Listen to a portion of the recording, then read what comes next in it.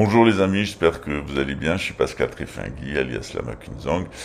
Je vous invite aujourd'hui à voir la vidéo qui est à la suite, qui est un floutage de l'émission de Énergie 12, qui était Crime à Luxembourg de Jean-Marc Morandini, présenté par lui-même. Pour beaucoup de personnes, je suis un héros de la lutte contre l'homophobie institutionnelle, en particulier dans la police. Vous allez le voir dans ce qui suit. Un policier qui est en réalité un amorite d'origine khazare, il est d'origine juive portugaise. Cet individu est atteint d'une pathologie mentale, psychiatrique grave qui s'appelle l'homophobie. Et cette homophobie, elle s'appuie particulièrement sur le Talmud. Donc si actuellement, contrairement au Moyen-Âge, on reviendra sur ça après l'émission, il y a une homophobie rampante dans les milieux de l'extrême droite nationaliste, c'est-à-dire du roman talmudiste national pour Goïm, on le doit au Talmud. C'est-à-dire cette institutionnalisation de l'homophobie, elle est le résultat de l'enjuivement de la droite nationale capitaliste par l'idéologie nauséabonde du Talmud. Dans le Talmud, qui s'appuie sur le Lévitique, et souvent les milieux nationalistes chrétiens et souverainistes souffrent de cette homophobie, eh bien on est malade. On est malade d'un point de vue psychiatrique par la haine des homo-affectifs. Cette haine des homo-affectifs fait qu'on peut les accuser de tout et de n'importe quoi et même les assassiner. Puisque ce qui n'est pas dit dans l'émission à la suite, mais qui apparaîtra plus tard au grand jour, c'est qu'en réalité c'est le service de renseignement français de la DGSE qui a organisé en collaboration avec la sûreté intérieure luxembourgeoise l'assassinat de Camille Colbert, qui a été assassiné par un Polonais, Tomasz Gajdzinski, à la demande de son propre frère. Tomasz Gajdzinski a écopé d'une peine de réclusion criminelle à perpétuité en Pologne, mais son frère à Luxembourg n'a jamais été inquiété, a continué à vivre avec l'héritage de Camille Colbert. Pourquoi est-ce qu'on en est arrivé à cette situation? Eh bien, tout simplement parce que depuis des années, je dénonçais les milieux amorites à Luxembourg, en particulier la talmudisation dont souffrait la police avec ses graves maladies psychiatriques de l'homophobie, de la xénophobie, de l'antimaçonnisme et même de l'antisémitisme, puisque le Talmud est particulièrement antisémite. Dans ce contexte-là, je vous invite à voir ce qu'il y a à la suite, puis on se retrouve après pour vous expliquer pourquoi on en est arrivé à cette situation, comment on en est arrivé à cette situation et surtout comment sortir de cette situation. Pour cela, eh bien, il faut connaître le Moyen-Âge et il faut connaître la véritable catholicité.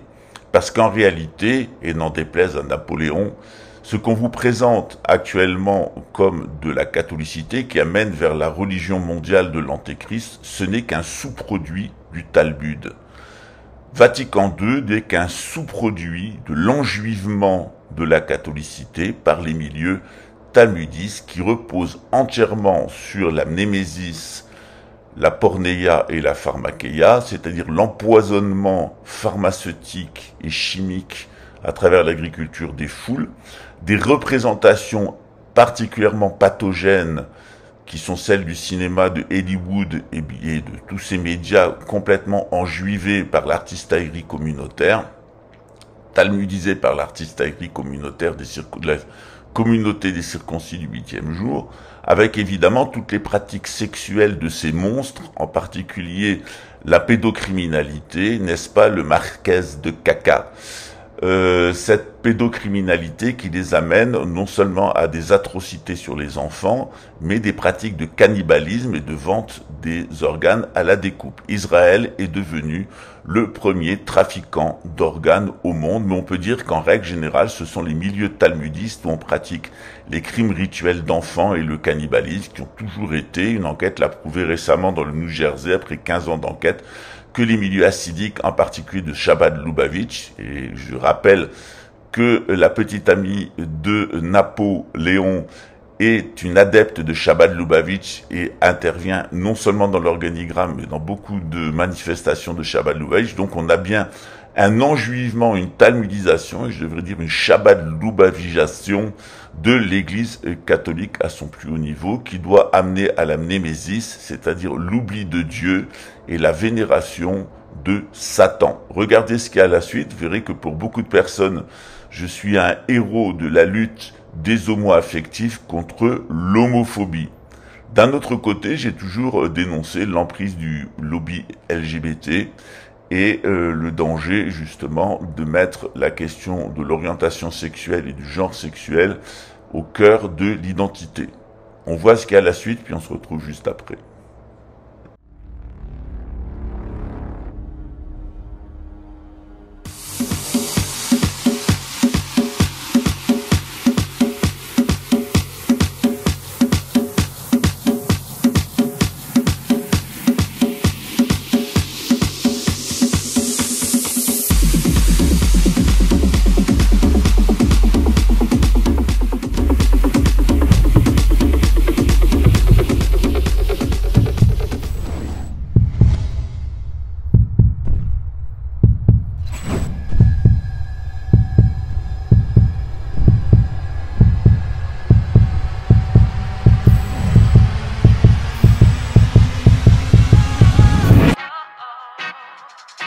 Vou reerguer o meu castelo, ferro e martelo, reconquistar o que eu perdi. Eu sei que vão tentar me destruir, mas vou me reconstruir, voltar mais forte que antes. Quando a maldade aqui passou e a tristeza fez abrigo, luz lá do céu me visitou e fez morada em mim. Quando o medo se apossou, trazendo guerra sem sentido, a esperança que ficou segue vibrando e me fez lutar para vencer, me levantar e assim crescer. Punhos cerrados, olhos fechados, eu levanto a mão pro alto e grito: vem comigo que é do bonde pesadão. Oh, oh, oh, oh, oh. Sou pesadão, pesadão.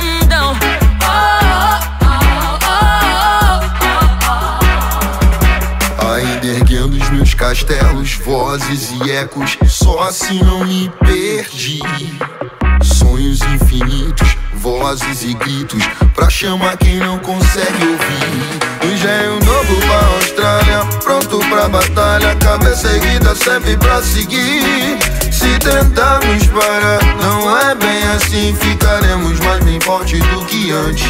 Do sul ao norte, sonoros. Bonjour les amis, j'espère que vous allez bien. Je suis Pascal Trifingui, la Macunzang, et aujourd'hui je fais un appel solennel aux forces françaises de l'intérieur et de l'extérieur en exil. On a toujours peur de dire un mot, de peur que ça soit mal interprété, on ne sait plus parler franchement. Aujourd'hui, dans le cadre du civil, des fois je suis confronté à des gens qui me disent « mais arrêtez de me parler avec agressivité ». Et je dis « je ne parle pas avec agressivité, je parle normalement, j'ai toujours parlé comme ça ». Donc je vous dis ce que je pense. Voilà, que ça vous plaise ou que ça vous plaise pas, je vous dis ce que je pense. J'ai arpenté les contrées du monde pendant des années.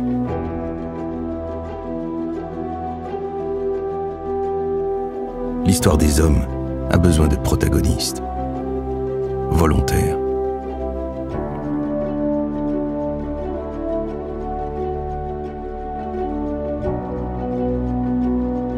Aujourd'hui, je continue à sillonner la terre, faire ce pourquoi je suis fait. Porter le fer, porter la paix, vivre.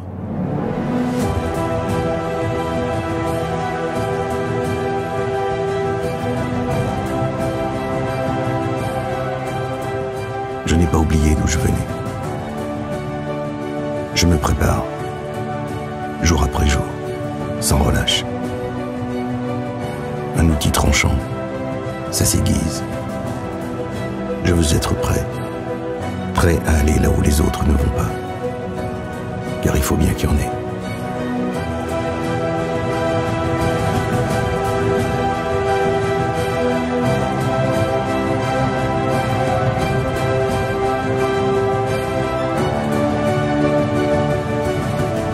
Je suis le 8.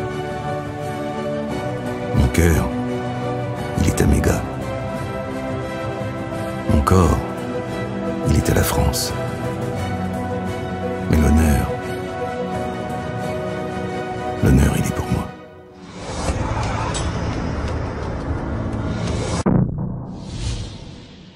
Crime est toujours installé au cœur de la cité judiciaire, ici au Luxembourg, et nous allons maintenant nous rendre à quelques kilomètres dans la ville d'Assel. Nous sommes à la Toussaint 2010, 2 hommes sont au cimetière et sont en train d'attendre leur frère Camille afin de rendre hommage ce jour-là aux disparus. Mais Camille ne viendra jamais. En se rendant à son domicile, les 2 frères vont découvrir Camille gisant dans une mare de sang. Il a la gorge tranchée. Alors qui pouvait bien en vouloir à Camille ? Qui a commis ce crime horrible? Voici ce document inédit pour Crime.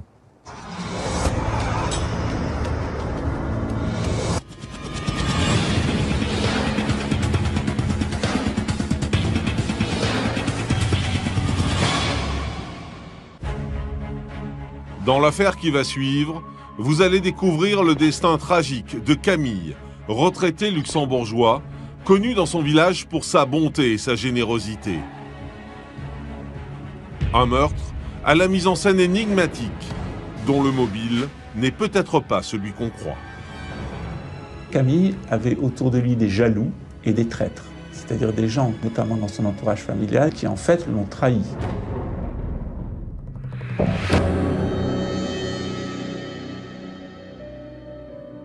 Nous sommes au sud du Luxembourg, à Assel, un village qui appartient à la commune de Weiler-la-Tour, située à une dizaine de kilomètres de la capitale.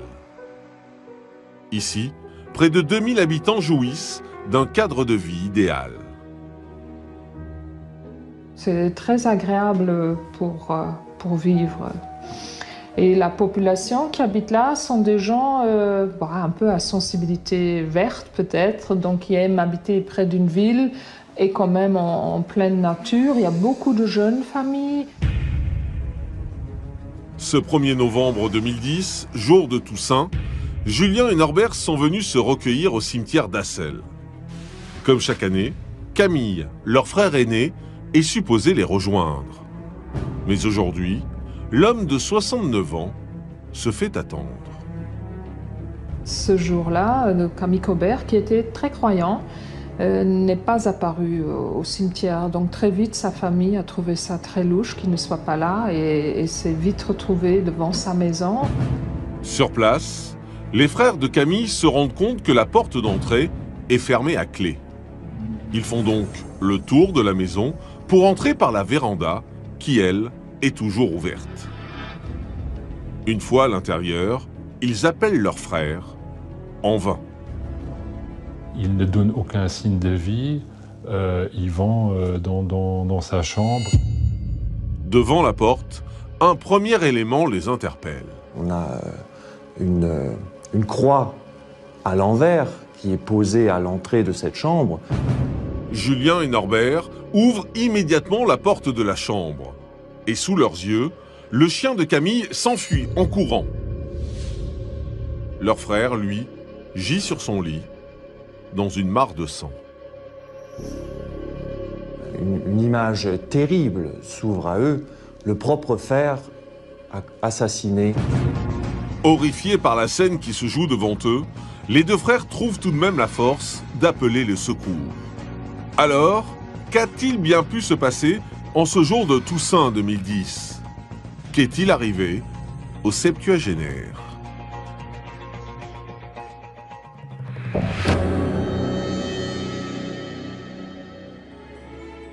À Assel, les policiers arrivent sur place. Ils sont accompagnés des experts scientifiques. Dans la chambre de la victime, les premières investigations commencent. Tout de suite, on est convaincu qu'il n'a pas été déplacé, que la mort a frappé à ce moment-là, à cet endroit-là. L'homme, allongé dans son lit, a 2 énormes plaies au cou. En poursuivant leurs investigations, les policiers vont découvrir, stupéfaits, l'arme du crime dans la salle de bain de Camille, au fond de la baignoire. Tout proche de la chambre, on retrouve une hache, mais une hache qui a été complètement lavé, donc où il n'y a aucune trace. La hache est saisie et une nouvelle découverte sur la scène de crime va mettre les enquêteurs sur une première piste. Il y a une Bible qui est ouverte sur laquelle il est écrit pédophile et il y a un poignard planté dans le papier. Donc une mise en scène assez hallucinante, ouais, gothique, quoi, on peut dire.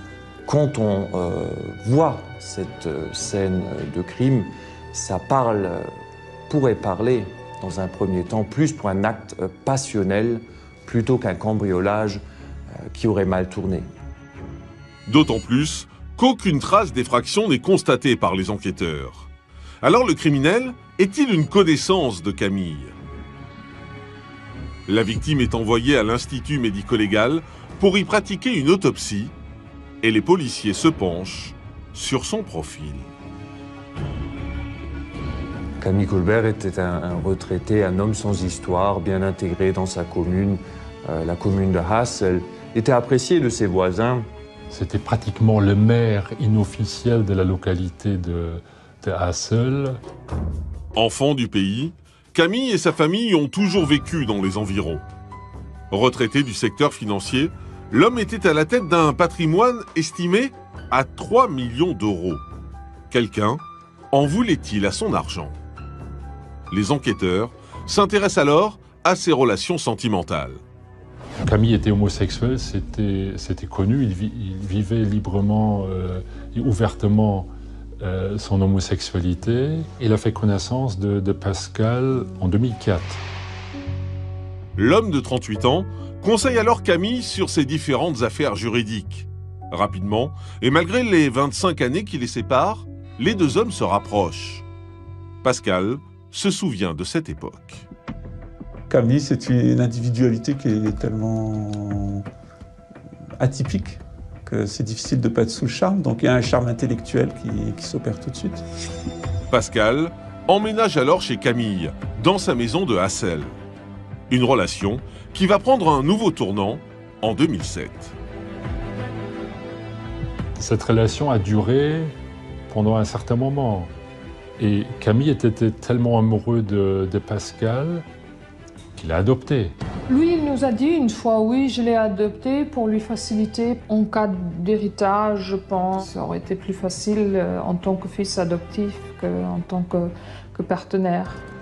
Mais 2 ans plus tard, les deux hommes se séparent. Camille rencontre alors Robert, un homme de 60 ans qui devient son compagnon et le restera jusqu'au jour du drame. Le septuagénaire aurait-il été victime de ces relations amoureuses? Pour le comprendre, les enquêteurs tentent de retracer ses dernières heures avant le drame. On ne sait pas trop ce qu'il a fait la veille durant la journée, mais il passe la soirée avec son partenaire, son amant, son compagnon. Interrogé par les enquêteurs, Robert dit être parti de chez Camille à 22 h. Son compagnon était toujours vivant. Quant au voisinage, si personne n'a rien vu ou entendu, plusieurs témoins vont rapporter que ces derniers temps, le septuagénaire avait changé. On sentait bien qu'il était stressé, que quelque chose le stressait, qu'il était nerveux. Est-ce qu'il avait peur? Il disait même parfois qu'il avait peur. Mais moi, je me disais, il dit ça, façon de dire, j'ai peur parce que je suis seule dans cette grande maison. De quoi, ou plutôt, de qui Camille avait-il peur? C'est en auditionnant ses deux frères que les enquêteurs vont avoir une première piste.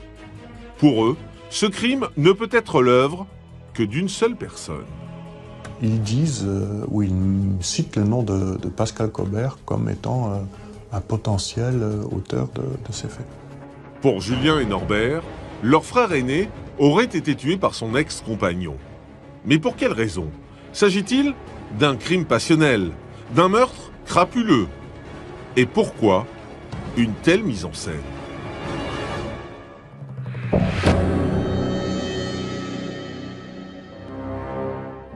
Alors que Camille a été tuée il y a maintenant 3 jours, dans le petit village d'Hassel, Pascal, son ex-compagnon, apprend la terrible nouvelle. quand on vit ce type d'événement, on l'intellectualise pas du tout, on a une réaction émotionnelle. Donc pour moi, ça a été l'effondrement. Parce que Camille n'avait pas été seulement mon employeur, mon compagnon et mon père adoptif. Camille était aussi mon mentor. En tant que fils adoptif, et donc unique héritier, Pascal comprend alors qu'il peut être considéré comme suspect. Le 9 novembre 2010, il se rend spontanément à la police d'Assel afin de tirer les choses au clair. D'abord, je n'avais pas de raison de le faire. Ensuite, je n'étais pas là et j'ai un alibi. Et je cite les personnes de mon alibi. Ils me demandent d'en apporter la preuve tout de suite. Donc, je sors toutes mes facturettes et je dis voilà, à tel endroit, et on reconstitue à peu près, grosso modo, ce que j'ai fait le week-end de la Toussaint. Pascal était en Normandie ce week-end-là, avec Jérémy, son nouveau compagnon. Il a donc un alibi.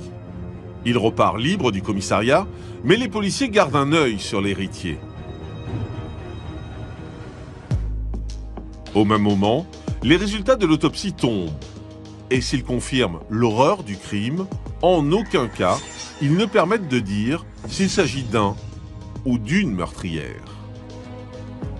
Le médecin légiste dira « La force n'est pas herculéenne, une femme de corpulence et de force normale a pu le faire. » Oui, d'accord, mais il faut qu'elle sache se servir d'une hache. C'est ça la difficulté. C'est pas que ça soit un homme ou une femme, c'est un instrument dont il n'est pas si facile que ça de se servir. Seule certitude, l'autopsie ne révèle aucune blessure défensive. L'homme a visiblement été tué dans son sommeil. Quant à l'heure du décès, la tâche s'annonce difficile. Il ne pouvait pas se prononcer sur une heure exacte du décès, mais il y avait une fourchette relativement large. Donc Camille Colbert est décédé entre 1h30 et 10h le 1er novembre 2010. Les policiers espèrent alors que les relevés d'empreintes permettront d'en savoir un peu plus sur l'identité du meurtrier. Mais là encore, il semble que l'auteur des faits ait pris beaucoup de précautions. On ne trouve pas d'ADN, excepté les gens dont c'est assez évident qui sont là, à savoir, on en trouve de Pascal, évidemment, il a vécu là très longtemps, il doit y revenir probablement discuter de choses, etc. On en trouve du nouvel amant, qui était là la veille au soir, on en trouve, je crois, de la victime, enfin, voilà. Et puis, on n'en trouve pas d'autres. Aucun élément ne permet de confondre l'assassin. Les enquêteurs lancent un appel à témoins, mais pour eux, malgré leur alibi, Pascal et son compagnon ne sont pas étrangers à cette affaire. Les enquêteurs, étant convaincus qu'ils sont sur la bonne piste, vont donc changer de direction et ils vont se dire alors Pascal et Jérémy sont les commanditaires et ils ont dû engager un homme de main pour réaliser la besogne. Et très vite, plusieurs témoignages vont venir conforter cette thèse. Camille se disait menacée par un certain Jérémy. Les contacts téléphoniques entre Jérémy et Camille Colbert ont été prouvés par le listing téléphonique. On a les durées. Et ce n'est pas tout. Un témoignage providentiel va faire basculer l'enquête. Marina, une connaissance de Jérémy, a des révélations à faire. Cette Marina, à un moment donné, ira dire à la police que Jérémy cherchait quelqu'un pour taper Monsieur Colbert. Et elle dit qu'elle a cité le nom de Comès.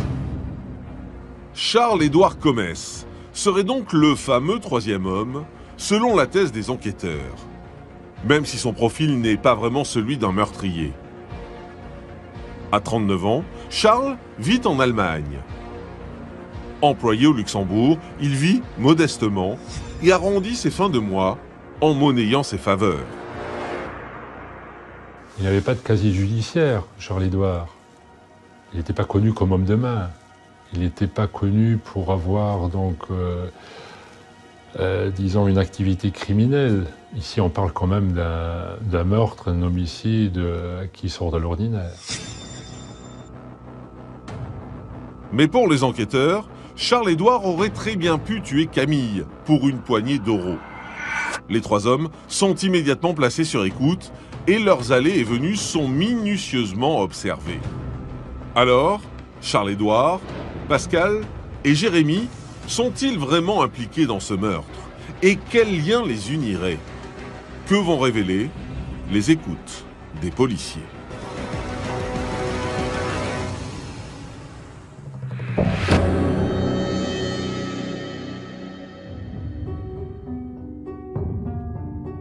À la section criminelle du Luxembourg, alors que Camille a été sauvagement tuée il y a 3 mois, les enquêteurs sont désormais sur les traces du troisième homme, Charles-Édouard. Et les relevés téléphoniques confirment les dires de Marina. Le principal suspect, Jérémy, ont eu des contacts réguliers depuis le 10 août 2010. Quant aux filatures, elles vont révéler un étrange manège.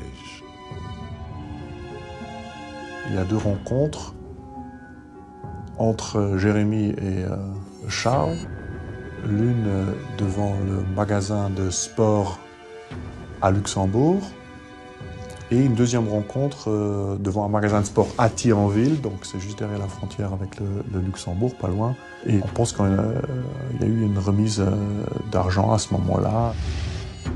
Et lors de ces déplacements, Charles-Édouard est très prudent. Il fait 3 fois le tour des ronds-points, comme s'il cherchait à semer les policiers. Il va le dire aussi qu'il est étonnant, mais on va le justifier en disant c'est la prudence. Il n'y a aucun contact direct entre Pascal et Charles. Les enquêteurs s'intéressent alors à Pascal, afin de prouver un lien. Car si l'homme a bel et bien un mobile, dans son parcours, rien ne laisse présager un tel acte. Le Français a exercé de nombreux métiers et s'est installé au Luxembourg en 1995. À l'époque, je suis chef du personnel dans un cabinet médical, un grand cabinet médical luxembourgeois. Et à côté, je fais des travaux juridiques pour différentes personnes. Le quadragénaire rencontre alors Camille.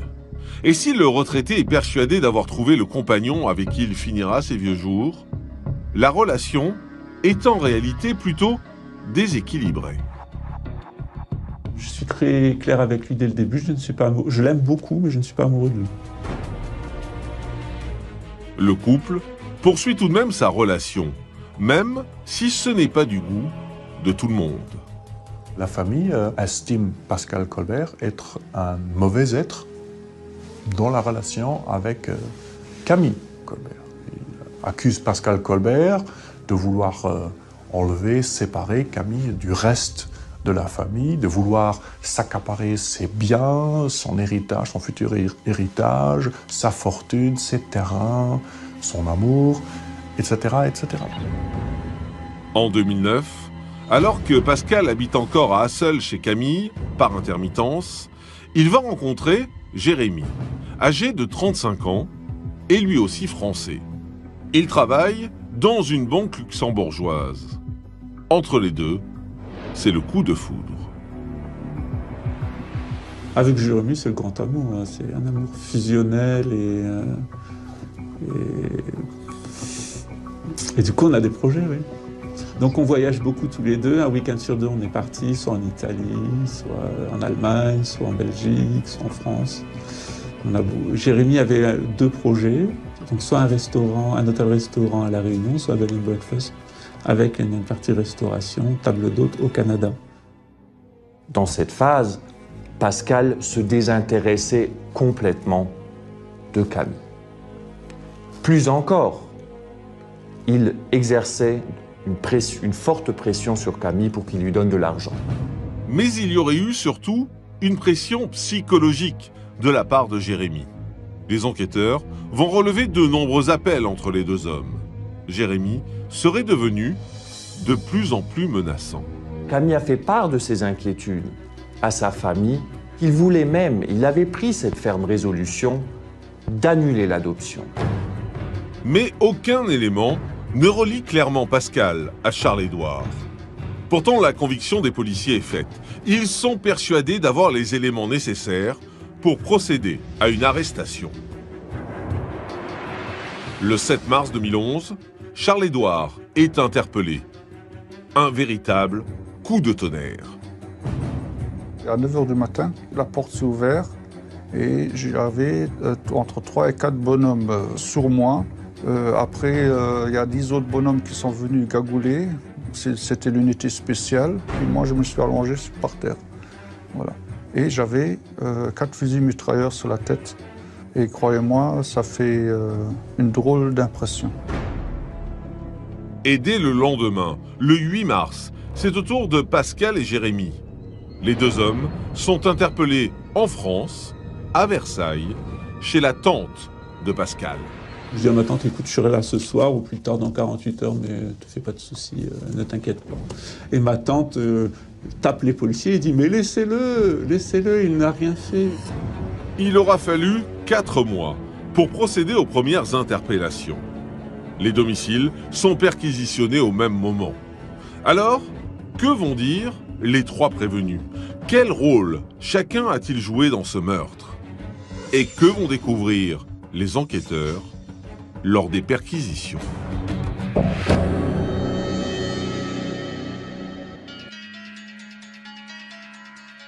À Luxembourg, 4 mois après l'assassinat de Camille, les premières arrestations ont eu lieu.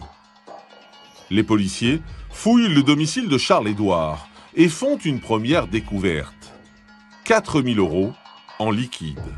Mais c'est l'ordinateur du quadragénaire qui va le plus parler. On va faire une perquisition domiciliaire et il résulte de cette perquisition notamment l'adresse de Camille Kolba, mais encore diverses recherches faites sur Internet par Sherlock Holmes. L'homme a fait des recherches sur le meurtre de Camille quelques jours à peine après les faits. Il a même consulté des sites pour commettre le crime parfait. Et l'historique des consultations va conforter les enquêteurs. Entre 22 h du soir, le 31 octobre, et 4 h du matin, c'est l'enquête qu'il a déterminée, il n'avait pas d'alibi. Après 4 heures, il est à nouveau sur Internet. Camille, étant décédée entre 1 h et 10 h du matin, cela lui laisse suffisamment de temps pour commettre le meurtre. Dans la foulée, les policiers procèdent à une expertise graphologique. Et les résultats sont stupéfiants. L'expert en graphologie trouve qu'à un degré de probabilité de 90%, le mot pédophile a été écrit par Charles-Édouard. Mais voilà, une marge d'erreur existe. D'autant plus que cette expertise n'aurait pas été faite dans les règles de l'art. Pour la faire, on m'a posé des feuilles sur la table. On m'a dit comment faut-il prendre un stylo. Ça veut dire il faut que je le prends avec 2 doigts ou 3 doigts par le haut et je dois écrire pédophile. On m'a aussi dit comment je devais une fois écrire pédophile, une fois avec PH et une fois avec F. L'homme est également sommé de s'expliquer sur les 4 000 € retrouvés chez lui. Alors je lui ai expliqué que c'était pour acheter des voitures dans les pays de l'Est pour Jérémy et pour entraîner aussi Pascal. De leur côté, Pascal et Jérémy confirment les déclarations de Charles-Édouard. Mais surtout, Pascal explique aux enquêteurs qu'ils font fausse route. Le danger ne vient pas d'eux. Camille avait autour de lui des jaloux et des traîtres, c'est-à-dire des gens, notamment dans son entourage familial, qui en fait l'ont trahi. Mais les enquêteurs ne veulent rien entendre. Pourtant, de nombreuses zones d'ombre persistent et certains témoignages sont écartés, notamment celui d'un ami de Camille qui est passé devant la maison du retraité le 1er novembre à 11 h. Voit une personne se balader devant la fenêtre donc, du premier étage qui est à quelques pas de la chambre de Camille Colbert. Était-ce Camille ou bien le meurtrier? Dans les deux cas, Charles-Édouard ne peut donc pas être l'auteur du crime. Mais les enquêteurs décident de ne pas retenir ce témoignage. Pour eux, le scénario est limpide. Il s'agit bien d'un contrat. C'est absurde pour un contrat. Un type qui vient exécuter un contrat, il a son arme avec lui, quelle qu'elle soit, c'est évident. Il amène son arme. Et bien là, non. Et en plus, vous imaginez le choix de l'arme. Il se dit pas, je vais prendre un grand couteau dans la cuisine, c'est trop simple, je vais aller prendre une hache. C'est une histoire à dormir debout, quoi. Les policiers, eux, gardent en tête les déclarations de Marina. Jérémy cherchait un homme de main pour tabasser Camille. Son témoignage est capital. Mais voilà, coup de théâtre. Elle se pend dans sa maison. Elle laisse un mot où elle demande pardon à ses proches, etc. Mais elle dit bien que c'est parce qu'elle ne veut pas aller chez le juge d'instruction. Donc voilà, elle se pend plutôt que d'aller confirmer les accusations. Ainsi, la seule personne qui établissait un lien clair entre le couple et Charles-Édouard ne sera donc jamais entendue par la justice. Malgré l'absence de preuves infaillibles, l'instruction s'achève sur l'inculpation des trois hommes. Alors, les trois accusés maintiendront-ils leur déclaration lors du procès à venir? Saura-t-on, enfin, la vérité sur la mort de Camille?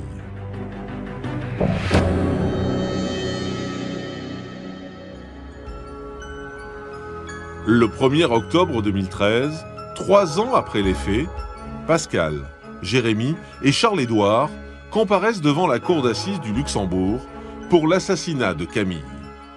Ils encourent la réclusion criminelle à perpétuité. On est dans une ambiance électrique, une ambiance, cela pèse lourd au moment où le procès s'ouvre. Dans le box des accusés, les trois prévenus continuent de clamer leur innocence. Et surtout, ils dénoncent une enquête bâclée et crient au complot. De toute façon, j'étais le coupable idéal parce qu'il a 25 ans de plus que moi. Il avait 25 ans de plus que moi et il avait plus d'argent que moi. Donc voilà, le mobile, il était établi. Le jeune amant, c'est ce qu'on a servi tout le temps. À la barre, les témoignages s'enchaînent et se contredisent. Et le 14 janvier, à l'issue de 5 semaines de procès, c'est l'heure de vérité. Il n'y avait plus personne qui disait un mot, c'était le silence absolu. Et puis le juge qui lit donc la sanction. Et contre toute attente, les trois hommes sont condamnés à la prison à perpétuité. Vous entendez perpétuité? J'étais tellement en colère, j'avais envie de crier. Immédiatement, les trois accusés font appel. Et 1 an plus tard, s'ouvre un second procès. En se penchant de près sur les relevés téléphoniques et les consultations Internet de Charles-Édouard, la théorie du contrat tombe à l'eau. Si on refait la chronologie soigneuse de ces petits événements de sa vie ce soir-là, on s'aperçoit que pour aller chercher la hache dans le garage, pour tuer Monsieur Colbert, pour laver la hache, pour rentrer chez lui, puis recharger un petit peu le feu aussi, hein, puisqu'il faut qu'on trouve des braises, eh ben, il devait avoir moins de 5 minutes pour faire ça. Donc, c'est pas l'impossibilité absolue de chez absolu. Il manque pas 2 heures, mais il a 5 minutes pour faire tout ça. C'est absurde. Là aussi, c'est absurde. De nombreuses incohérences pointées du doigt par la défense et qui, après 4 jours d'audience, aboutissent à un tout autre verdict. Mais on était à un moment donné, est-ce qu'on a bien entendu, acquitté. J'étais le premier qui était acquitté. Et croyez-moi, c'est la même, comment je dis, vous tombez de haut, vous êtes content, vous presque en train de pleurer, de joie. Pascal et Jérémy sont également innocentés. Un épilogue sans surprise pour le fils adoptif de Camille. Je savais que je serais acquitté. Je suis innocent, donc pour moi, ça fait aucun doute que je serai acquitté. Je sais que j'ai eu affaire à un policier qui est ce qu'il est, un magistrat histrion qui est ce qu'il est. Donc pour moi, la période du bidonnage et du guignolage, elle est tournée. 5 ans après les terribles faits qui ont marqué Assel, le meurtre de Camille Colbert reste non élucidé. Charles-Édouard tente de reconstruire sa vie brisée par 4 années d'incarcération. Quant à Pascal, il est aujourd'hui séparé de Jérémie. Il s'est réfugié dans l'écriture et garde encore les séquelles de cette erreur judiciaire. Bon, on ne se reconstruit pas en fait, on fait avec. Après la réparation, il n'y aura pas de réparation. Parce que c'est irréparable ce qui a été fait. On ne me rendra pas Camille, on ne me rendra pas mon honneur qui a été bafoué.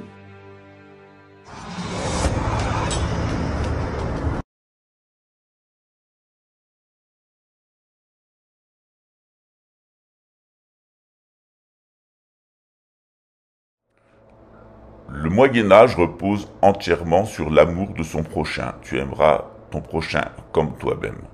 Et cet amour du prochain, il prend quelquefois la forme de l'homo-affectivité. Au Moyen-Âge, nous avons un sacrement qui ressemble au mariage homosexuel, qui est l'adelphopoiesis, qui permet à 2 chevaliers ou 2 chevalerines de se marier entre eux. Cette pratique durera dans l'Église catholique jusqu'au XIVe siècle et prendra fin à la Renaissance. En particulier, cette pratique, elle s'achève et elle finit en Europe orientale au XIXe siècle, dans l'orthodoxie, dans l'Europe occidentale au XIVe siècle avec le nationalisme, sous le coup du nationalisme. Or, qu'est-ce que c'est le nationalisme? C'est une idolâtrie qui vient des milieux talmudistes, qui fait croire aux habitants du royaume de France qu'ils appartiendraient, parce qu'ils sont nés là ou parce qu'ils ont des parents qui sont nés là, à une soi-disant nation, ce qui deviendra plus tard d'ailleurs la nation républicaine. Or, cette nation républicaine artificielle, cette nation française artificielle, elle est priée et elle a été inventée pour se soumettre à une autre fausse nation qui est la nation juive. Et si vous voulez en savoir plus sur la fabrication et la falsification du judaïsme par le nationalisme, eh bien, je vous invite à lire les livres de l'Israélien Shlomo Sand qui vous explique comment on a inventé artificiellement la nation juive, en particulier dans les milieux des khazars rouges, c'est-à-dire ces milieux hassidiques liés au franquisme qui sont à l'origine non seulement du bolchevisme, mais aussi du nazisme, et dont l'expression actuelle est le sionisme. Donc, bien loin d'être des victimes d'une soi-disant holocauste à Satan, la Shoah, en réalité, vous êtes face à des monstres amorites qui pratiquent le crime rituel et qui ont donc organisé cette espèce de crime rituel en Allemagne. Après l'avoir organisé, 4 millions de victimes des mêmes milieux khazaro-bolcheviques en Russie. Là, c'est les milieux khazaro-nazis. Et actuellement, ce sont les milieux khazaro-sionistes qui s'apprêtent à provoquer une 3e guerre mondiale et un énorme génocide en Iran et en Israël, mais aussi dans d'autres pays dans le cadre d'une guerre qu'ils veulent atomique. Qu'est-ce que veulent ces créatures? Eh bien, je vous retrouve sur la chaîne Pascal Tréfinguy OVNI pour en parler, et je vous propose d'ailleurs de vous offrir mon livre OVNI, Crop Circle et Adduction. Le gouvernement des États-Unis a-t-il trahi l'humanité en faveur d'une race exogène? À bientôt. Au revoir. Dans un prochain live, je vous invite à un 2e épisode qui est cette fois-ci pas crime à Luxembourg, mais crime au Brésil.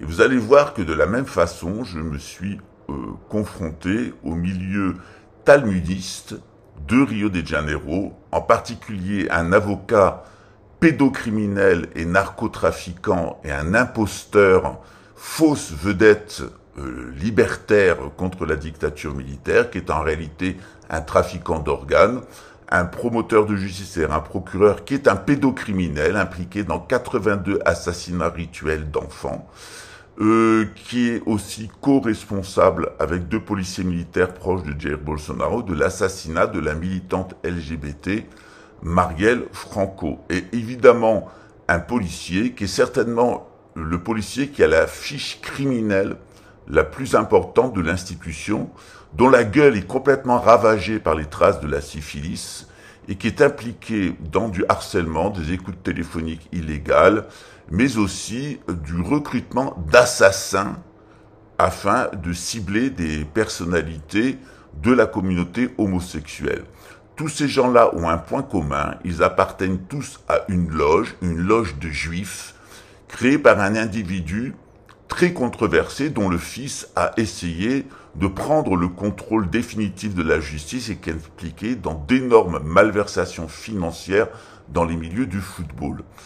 Tous les magistrats qui ont été ligués contre moi par cet avocat, qui a été longtemps chef de la défense publique de Rio de Janeiro et qui a amené Rio de Janeiro dans la situation de non-droit et le désastre en matière d'ordre public dans lequel est cette ville.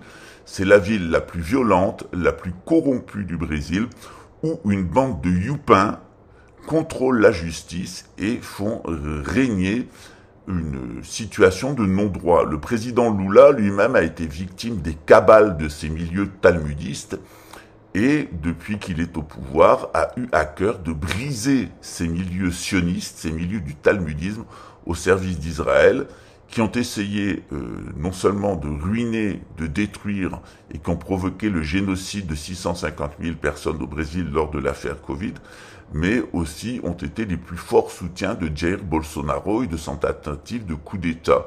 Le Brésil est le premier pays au monde où les sionistes ne sont pas arrivés à mener à bien leur coup d'État et la volonté d'imposer une religion unique et une espèce de tyrannie sociale. Afin d'en sortir, il faudra liquider physiquement les magistrats, les policiers et cet avocat, puisqu'ils sont les représentants en titre des milieux les plus pourris du talmudisme des Khazars, de la pédocriminalité, du narcotrafic et de la corruption bancaire à Rio de Janeiro.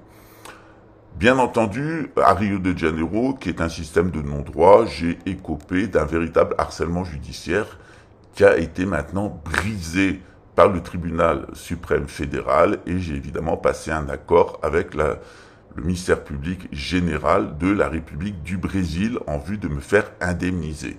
Mais ce qui est extraordinaire, c'est que notre gouvernement en exil a obtenu l'accord avec le président, avec le premier ministre que je suis et le roi, que nos forces spéciales pourront aller exécuter la peine de mort qui a été décidée par notre tribunal. Donc nous avons un tribunal royal qui veille à la sûreté de la couronne et notre tribunal a prononcé il y a 2 jours la peine de mort de l'avocat, du procureur et du policier et les autorités brésiliennes se sont engagées à nous les livrer. Et si on n'arrive pas à les amener dans le lieu de détention où ils seront exécutés, nous avons l'autorisation de les abattre sur le territoire brésilien. C'est la même chose pour les magistrats qui ont été impliqués dans la cabale judiciaire contre moi.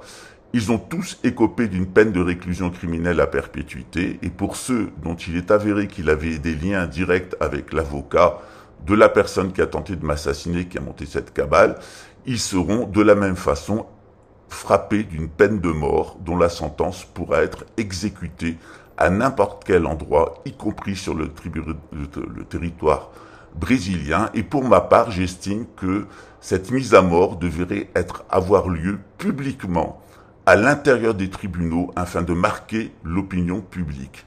Nous exécuterons l'intégralité des membres des réseaux sionistes, où qu'ils soient dans le monde. Et ça, c'est l'engagement que nous prenons auprès de la population française, mais aussi de la population brésilienne et mondiale. Nous exterminerons les agents du sioniste, les Saganim, où qu'ils se trouvent, parce qu'ils ne valent pas mieux que les bolcheviks et que les nazis. Ils viennent d'ailleurs des mêmes milieux, les milieux amorites. Donc, dans un prochain épisode, je vous expliquerai, eh bien, après Pascal lutte contre l'homophobie policière à Luxembourg, Pascal, héros de la lutte contre l'homophobie judiciaire à Rio de Janeiro. À très bientôt. Ciao, ciao.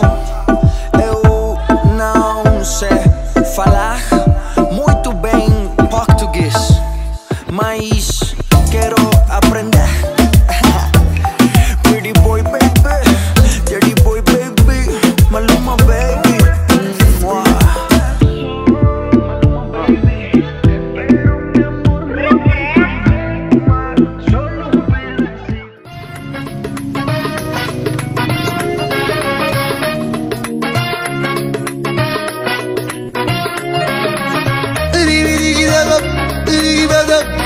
يا معذبهم يانا يسمع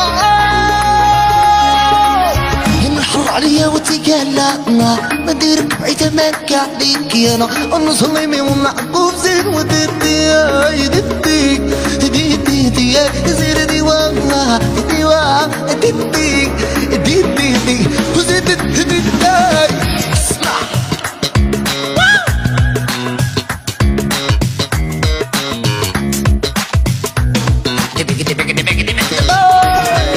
اسمع يانا طول ما بغيت عذاب شوف اللي صرا ونديرك بعيدة منك عليك انا نديرك بعيدة من صاحبيك وهز الشبك الحل الزر وديدي ديدي ديدي دي زيد ديواها ديوا ديدي يا زير داي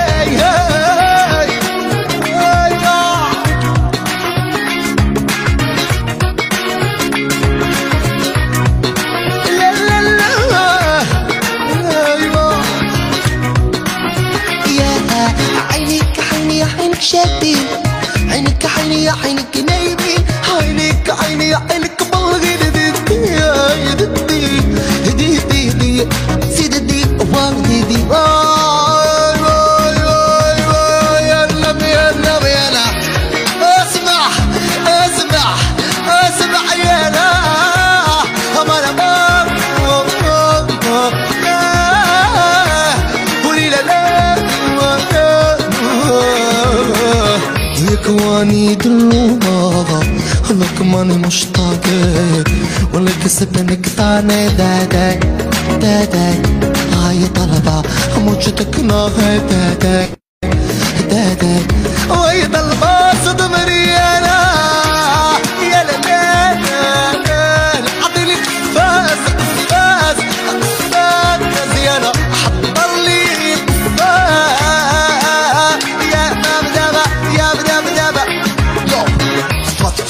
انا الغلطان ماشي انتي لان انتي نعرفش اللي بلي انا انتي وحديك انتي يا ملاتي ديدي ديدي ديدي دي زيد ديوا ديوا ديدي يا وزيد داي ما انا ما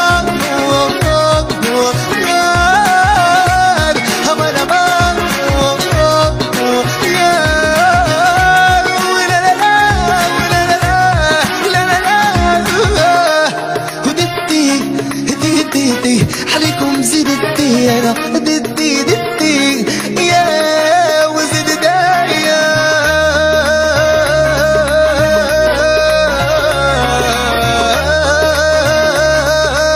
يا وزيد دايا merci شكرا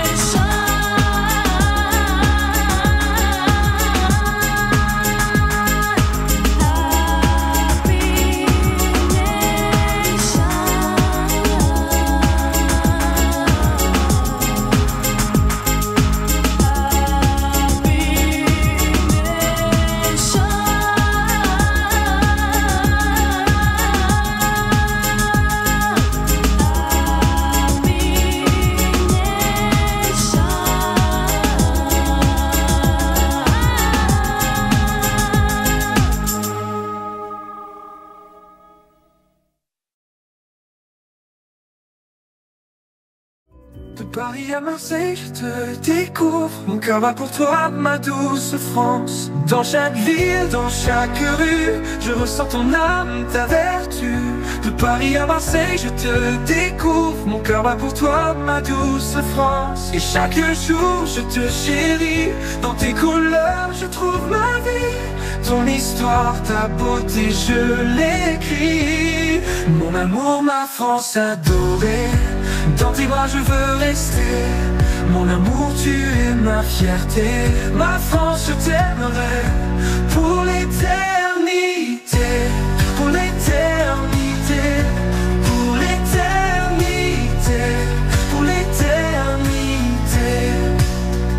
Des champs de lavande au coup de bretonne, je suis envoûté, ton charme zone. Chaque coin, chaque recoin raconte une histoire, un doux refrain. Chaque jour je te chéris, dans tes couleurs je trouve ma vie. Ton histoire, ta beauté, je l'écris. Mon amour, ma France adorée, dans tes bras je veux rester. Mon amour, tu es ma fierté. Ma France, je t'aimerai pour l'éternité. Pour l'éternité. Pour l'éternité. Pour l'éternité. Pour l'éternité. Pour l'éternité. Pour l'éternité. La Seine murmure des secrets anciens. Les Alpes se dressent, témoins sereins de l'histoire, de l'amour et de la paix. Pourquoi, oh pourquoi t'es si parfaite? Je vis ma vie dans ton éclat. Sans toi ici, rien ne va. Je vis comme ça dans ta lumière. Ma France, je suis fier. Et chaque jour, je te chéris. Dans tes couleurs, je trouve ma vie. Ton histoire, ta beauté, je l'écris. Ma France adorée, dans tes bras, je veux rester. Mon amour, tu es ma fierté. Ma France, je t'aimerai pour l'éternité. Pour l'éternité. Pour l'éternité. Pour l'éternité. Pour l'éternité. Pour l'éternité. Accord, murmure des secrets anciens. Les Alpes se dressent, témoins sereins de l'histoire, de l'amour et de la paix. Pourquoi, oh pourquoi t'es si parfaite?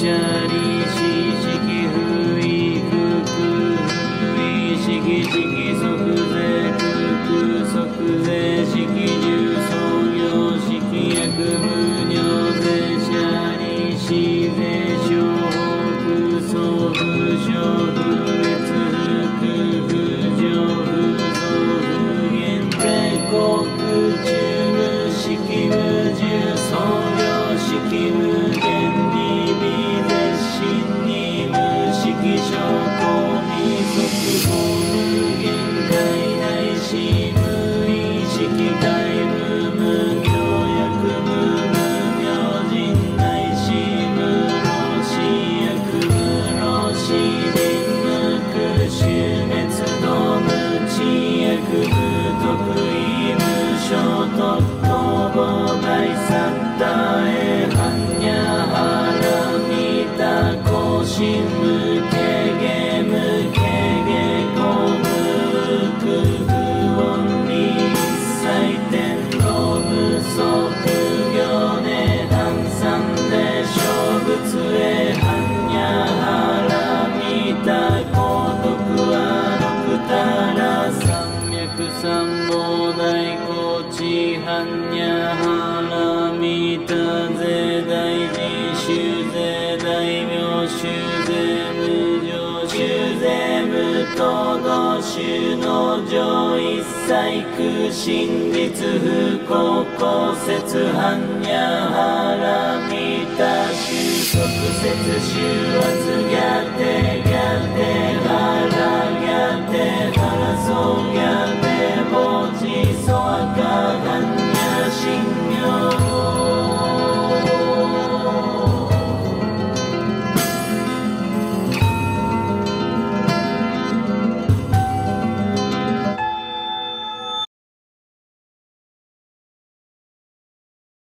漢字財宝作業